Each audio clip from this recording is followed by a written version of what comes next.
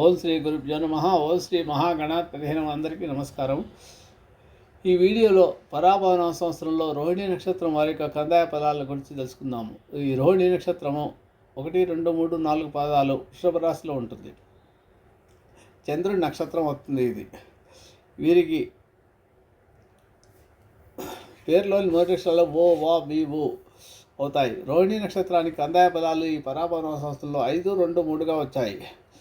5, 3 అనేది బేస్ సంఖ్యలు కాబట్టి ధనలాభాన్ని సూచిస్తాయి. రెండవ సంఖ్య బేస్ సంఖ్య సరి సంఖ్య కాబట్టి సామాన్యంగా ఉంటుంది.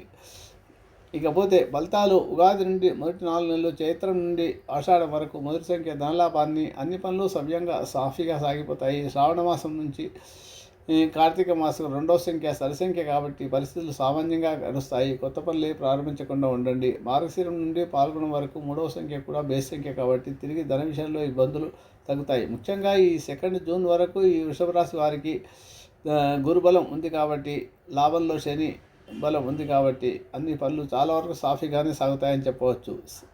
ఆ తర్వాత గురువు కర్కాటకంలోకి ప్రవేశించే 2 జూన్ తర్వాత ప్రవేశించిన తర్వాత గురుబలం తగ్గుతుంది. అర్ధాష్టమ కేతు దోషం ఉంటుంది. దానివల్ల ఇబ్బందులు ఉండే, అనారోగ్య సమస్యలు ఉండే అవకాశాలు ఎక్కువ ఉంటాయి. పరిస్థితులు సామాన్యంగా కాలం గడుస్తుంది. తిరిగి ధన విషయంలో ఇబ్బందులు తగ్గుతాయి. ఆ తర్వాత మార్గశిరం నుంచి పాల్గొన మాసం వరకు గురుబలం వల్ల కొంత కాలం బాగుంటుంది. లాభస్థానంలో శని అనుకూలంగా ఉన్నా కూడా శని దృష్టి చంద్రరాశిపై ఉంటుంది. అనుకున్న పనులు చాలా నిదానంగా సాగుతాయి ఈ సంవత్సరం కూడా. గణపతికి కొబ్బరినూతి దీపారాధన చేయడం వల్ల అనారోగ్య సమస్యలు తగ్గుతాయి. ఓం గం ఐం గణపతి అనే మంత్రాన్ని ప్రతిరోజు జపం చేసుకోండి. బుధవారం రోజు గణపతితో ఆరాధించండి.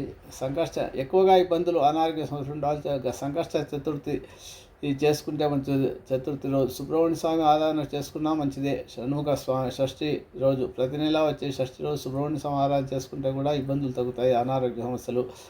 శని భగవాన్ ఆరాధన స్తోత్రాలు పారాయణ చేసుకుంటే ఇంకా మంచి ఫలితాలు లభిస్తాయి.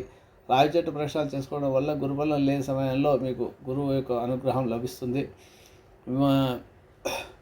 మంచి విద్య, ఆరోగ్యం, వివాహ ప్రయత్నాల్లో విజయం లభిస్తుంది.